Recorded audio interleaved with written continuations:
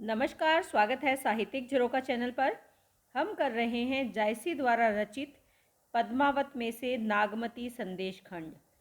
इस खंड में जो राजा रतन सेन है वो पद्मावती को प्राप्त करने के लिए चले जाते हैं। इससे रानी नागमती विरहाग्नि में जल रही है और वो वन में जाकर पक्षियों को अपनी व्यथा सुनाने का प्रयास करती है। तो आइए देखते हैं कि नागमती वन में जाकर पक्षियों के सामने किस तरह अपनी व्यथा सुनाती है। फिरी फिरी रोई न कोई डोला। फिरी फिरी यानी घूम घूम कर, रोती रही न कोई डोला। डोलने का मतलब है पसीजा। जो वियोग के कारण रानी नागमती है वह दिन रात घूम घूम कर, फिर कर यानी घूम घूम कर रोती रही। किसी का भी मन नहीं पसीजा या उसके लिए किसी का भी मन नहीं डोला। आधी राती विहंगम बोला। आधी राती यानी रात्रि के समय में, विहंगम यानी पक्षी बोला। किसको देखकर? रानी नागमती को देखकर, उसकी विरह दशा को देखकर। जो आधी रात्रि का समय हुआ तब एक पक्षी उससे बोला, तैं फिरी फिरी दाघे सब पाखी, कि तुमने फिर कर, घूम घूम कर, दाघे, धागे से मतलब है जलाना। किसको जला रही है? सारे पक्षियों को। वो नागमती से कहता है कि आधी रात के समय तुम्हारी इतनी दयनीय दशा है, तुम विरहाग्नि से जल रही हो और ऐसे में सभी पक्षियों को तुम जलाती हुई फिर रही हो।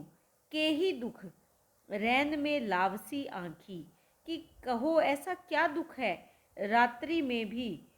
लावसी से तात्पर्य क्या है? लगाना। रात्रि में भी नैन नहीं, लावसी लगाना, आँखी आग, कि तुम आँख नहीं लगाती, अर्थात पल भर के लिए भी तुम सोती नहीं हो, रात भर घूमती रहती हो। ऐसी कौन से दुख में तुम जल रही हो या ऐसे कौन सी विरह में तुम जल रही हो।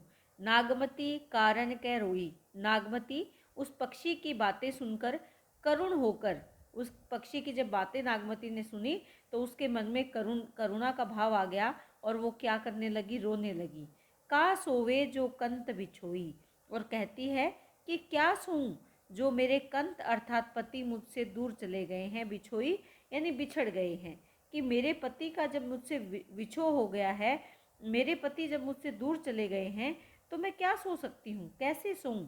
मन चित हुते न बिसरे भोरे।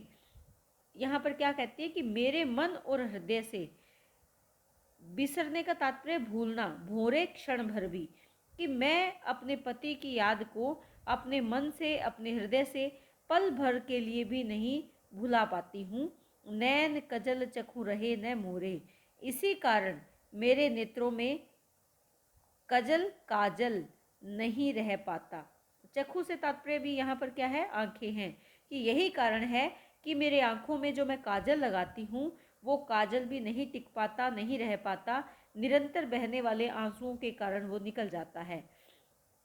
कैसी जाती हूँ सिंघल दीपा, क्या कहकर गए? जाता हूँ यानी मैं जा रहा हूँ। कहाँ पर? सिंघल द्वीप जा रहा हूँ, सिंहल द्वीप जा रहा हूँ। तेही सेवाती कह नैन सीपा, और अब मैं कैसे उनको याद कर रही हूँ? जैसे स्वाति के नक्षत्र में सीप किसका इंतज़ार करती है? सीप निरंतर इंतज़ार करती है स्वाति नक्षत्र की गिरने वाली बूंद जो कि मोती में परिवर्तित हो जाती है। उसी प्रकार जैसे स्वाति नक्षत्र में सीप हमेशा इंतज़ार करती रहती है, मेरे नैन भी, मेरी आंखें भी उसी सीप के समान मेरे प्रीतम का मार्ग देख रही है या मेरे प्रीतम का इंतज़ार कर रही है। जोगी होई निसरासो नाहूँ, जोगी होकर यानी योगी बनकर, जब मेरे पति मेरे घर से गए थे तो योगी बनकर निसरे यानी निकले थे। तब हुत कहाँ संदेश न काहूँ, और तब से आज तक कोई भी संदेश न काहू, किसी के द्वारा मुझ तक नहीं पहुंचाया है। न काहू किसी से नहीं, संदेश यानी कोई भी संदेशा उन्होंने मेरे पास तक, तब से लेकर, जब से वो गए हैं योगी बनकर गए हैं, और जब से वो जोगी बनकर गए हैं तब से लेकर अब तक कोई भी संदेश उन्होंने मुझ तक नहीं पहुंचाया है।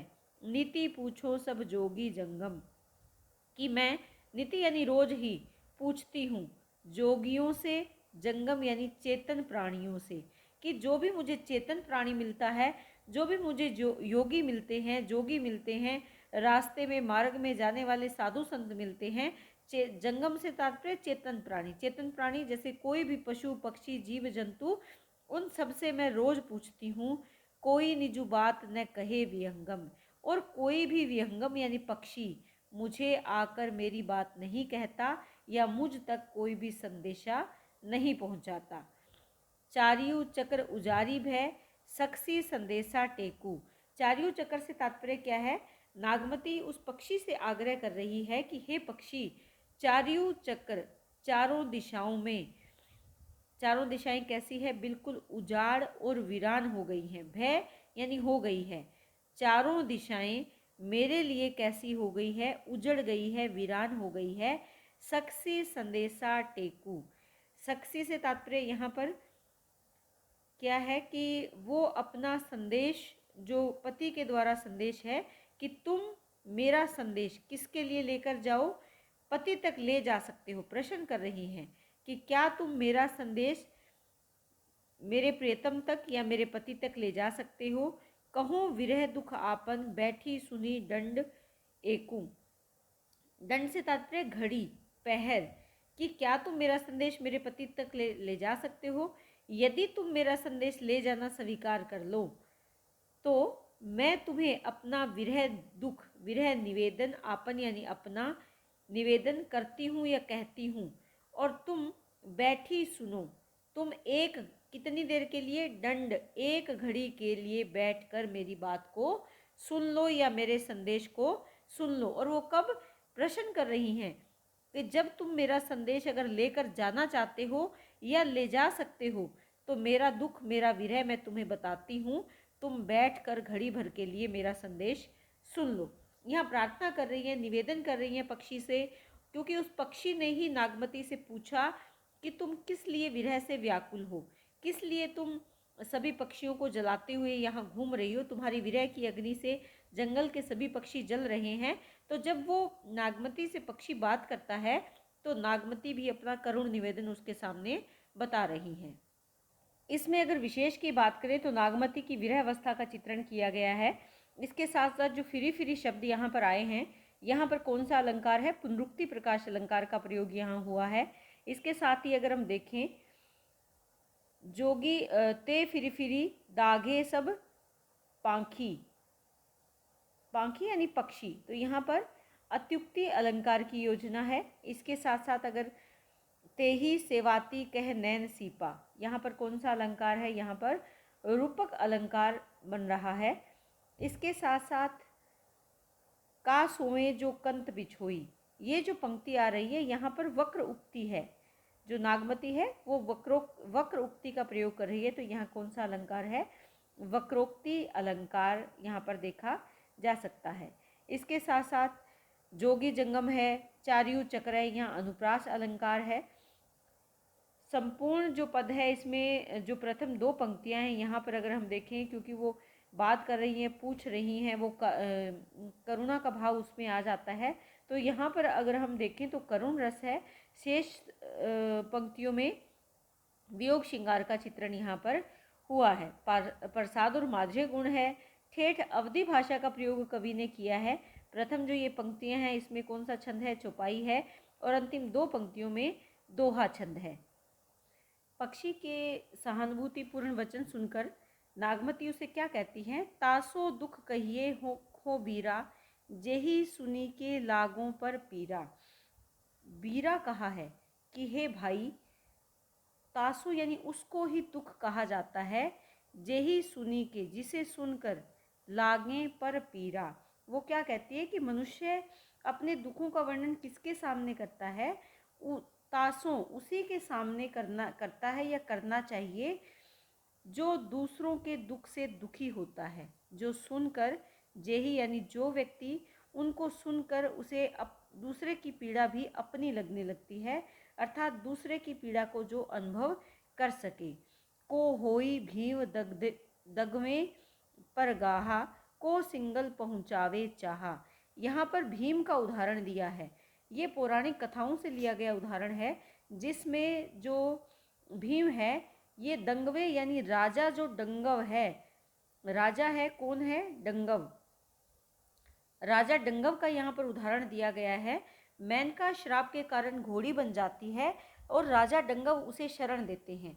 ऐसे समय में देवताओं का युद्ध होता है, जिसमें भीम अपना वज्र फेंकते हैं। और भीम के साथ साथ अगर यहाँ पर इस पूरे घटनाक्रम की बात करें तो दुर्वासा ऋषि जो है वो पशु कहते हैं, दुर्वासा ऋषि को जो मेनका है वो पशु कह देते हैं, कहती है। इसके साथ ही जब दुर्वासा ऋषि को मेनका पशु कहती है तो ऋषि उसे शाप देते हैं। क्या शाप देते हैं कि जो मेनका है वो दिन में पशु के रूप में रहेगी और रात में अपने असली रूप में आ जाएगी।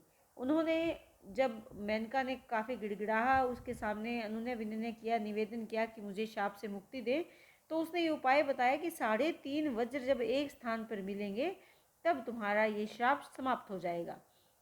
राजा डंगव ने मेनका को घोड़ी के रूप में जब वो थी तो उसे शरण दी और उसको मुक्त कराने के लिए देवताओं की सेना सहित कृष्ण ने उसे ललकारा। लेकिन परिस्थितियां कुछ ऐसी थी कि भीम ने उसे अपनी शरण में ले लिया तथा वे पांडव सेना सहित कृष्ण व देवताओं के साथ युद्ध करने लगे। युद्ध में भीम ने अपनी गदा कृष्ण पर फेंकी तो कृष्ण ने क्या किया, सुदर्शन चक्र चला दिया। फलतः परिणाम क्या निकला कि दोनों वज्र के समागम से जो ज्वाला उत्पन्न हुई, जो अग्नि उत्पन्न हुई, एक तो भीम का गदा और दूसरा सुदर्शन चक्र, उससे धरती को बचाने के लिए हनुमान ने उन दोनों को पकड़ लिया और पकड़कर हनुमान जी ने नीचे उतरने का प्रयास किया। लेकिन कृष्ण ये जान गए थे कि इन तीनों वज्रों का, जिसमें हनुमान भी स्वयं एक वज्र के रूप में है, सुदर्शन चक्र और गदा, इनका भार पृथ्वी सहन नहीं करेगी। ऐसे में कृष्ण ने उसे अपनी जंघा पर सहन कर लिया। इस प्रकार आधा वज्र क्या हो गया, कृष्ण की जंघा हो गई। शेष तीनों वज्रों का समागम उससे हुआ और इससे मेनका श्राप से मुक्त हो गई। तो यहाँ पर राजा डंगव का उदाहरण दिया गया है कि जिस प्रकार भीम ने राजा डंगव की सहायता की, उस प्रकार अगर कोई सहायक हो तो वो को सिंगल पहुँचावे चाहा, वो क्या करे, दूसरे का दुख दूर करे, या वो मेरा जो संदेश है वो सिंहल द्वीप तक पहुंचा आए। किसके पास, राजा रतन सेन के पास, या अपने मेरे पति के पास, या मेरे प्रियतम के पास। बिल्कुल वैसे ही जैसे भीम ने अपनी प्राणों को संकट में डाला, वैसे कोई ऐसा हो जो अपने प्राणों को संकट में डालकर सिंहल द्वीप मेरे पति के पास मेरे दुखों का संदेश पहुंचा आए। जहाँ सो कंत गए होई जोगी, जहाँ सो कौन चला गया, कंत, कंत अर्थात पति। किसके पति, नागमती के पति राजा रतन सेन कैसे चले गए, होकर जोगी, कि वैसे तो जो मेरे पति हैं वो यहाँ से चले गए हैं, योगी बनकर चले गए हैं, या जोगी बनकर सिंहल द्वीप गए हैं।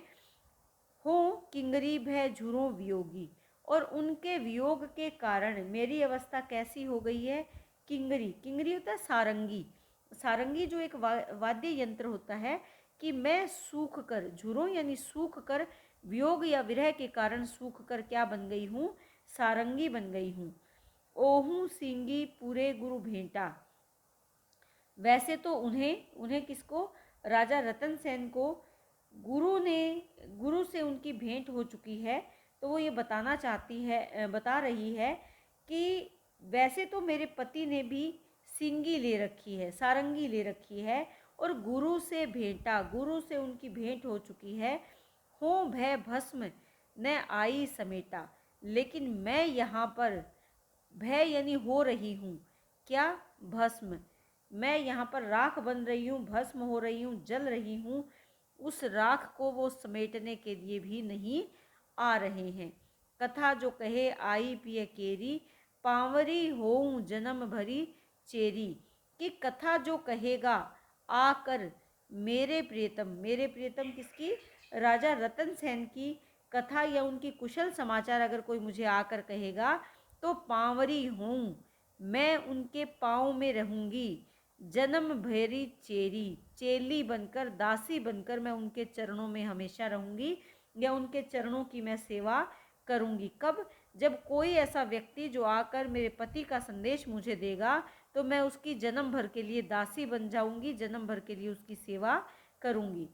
ओही के गुण समृत भय माला, कि मैं ओही उन्हीं के गुणों को स्मरण कर करके क्या बन गई हूँ? माला बन गई हूँ। भय का मतलब हो गई हूँ, कि मैं तो अपने पति के गुणों का स्मरण करते करते उसी के नाम की माला हो गई हूँ। अभू न बहुरा उड़ीगा छाला, और अभी तो ये जो विरह है यही मेरा गुरु बन गया है, यही मेरे जीवन में इसने अपनी जगह बना ली है, या यही मेरे जीवन में बस गया है। इस पंक्ति को कुछ इस प्रकार करें, अभू ने अभी तक नहीं, बहुरा का मतलब लोटा, वापिस आया, उड़ीगा उड़ गया है, छाला छाल पहनकर, किसकी छाल? हिरण की मृग छाल पहनकर, या हिरण की छाल पहनकर या मृग छाल पहनकर। किसका? मृग छाल कौन पहनते हैं? जो जोगी होते हैं, योगी तपस्वी, वो मृग की छाल पहनते हैं। तो अर्थात कहने का भाव क्या है कि योगी का वेश धारण करके राजा रतन सेन यहाँ से चले गए हैं और अभी तक नए भौरा लौट कर नहीं आए हैं। विरह गुरुई खप्पर कह हिया, कि विरह ही मेरे गुरु हो गए हैं। जो वियोग है, विरह है, वही मेरे गुरु बन गए हैं। और खप्पर, खप्पर से तात्पर्य क्या है? कठोर, जिसको कहेंगे कठोर खप्पर। के हिया, हिया यानी हृदय, मेरा हृदय कैसा हो गया है? कठोर खप्पर के समान हृदय हो गया है। और मेरे गुरु ने या किसने, विरह ने मुझे कैसा संदेश दिया है कि मुझे कठोर रहने का, मेरे हृदय को कठोर करने का, खप्पर के समान कठोर करने का संदेश या उपदेश दिया है।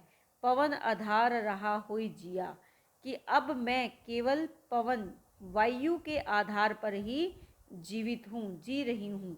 कहने का तात्पर्य क्या है कि मैंने अब खाना पीना त्याग दिया है, छोड़ दिया है। हाड़ भय झूरी किंगरी, नसें भई सब तांती, कि मेरी हड्डियां अब कैसी हो गई है? सूख कर किंगरी सारंगी बन गई हैं, और मेरे जो शरीर की नसें हैं वो उस सारंगी की तांती या तार बन गए हैं। रोम रोम तन धुनी उठे, कहिसु विथा एही भांति, और मेरे रोम रोम से, मेरे तन के, मेरे शरीर के रोम रोम से क्या उठ रहा है? विरह का धुआं उठ रहा है, विरह की अग्नि निकल रही है। केहुसी विथा एही भांति, तो वो क्या कहना चाहती है कि तुम सिंहल द्वीप जाकर केहुसी कहो, विथा यानी व्यथा, एही इसी, भांति यानी तरह।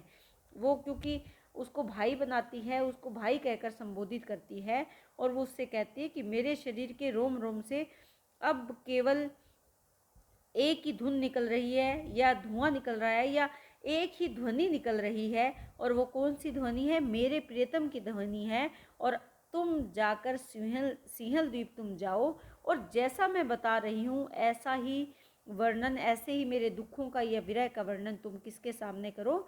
रतन सेन के सामने करो। तो यहाँ पर देखें तो जायसी ने दूती परंपरा का यहाँ अनुकरण किया है।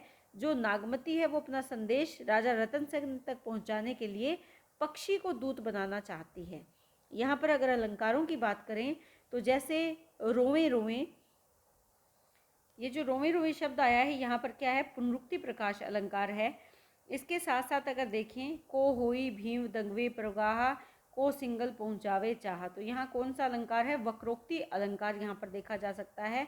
विरह को गुरु के रूप में वो मान रही है, तो यहाँ कौन सा अलंकार है? रूपक अलंकार है। संपूर्ण पद में अगर देखें तो वियोग रस है, माधुर्य गुण का समावेश है, अभिधा लक्षणा शब्द शक्ति है, ठेठ अवधि भाषा का प्रयोग यहाँ पर किया गया है। जो शुरुआती पंक्तियाँ हैं इसमें हमें पता है कि चौपाई छंद है, और अंतिम दो पंक्तियाँ दोहा छंद में है। तो इसी के साथ उम्मीद करती हूँ कि ये दोनों पद आपको बहुत अच्छे से समझ में आए होंगे। बहुत बहुत धन्यवाद।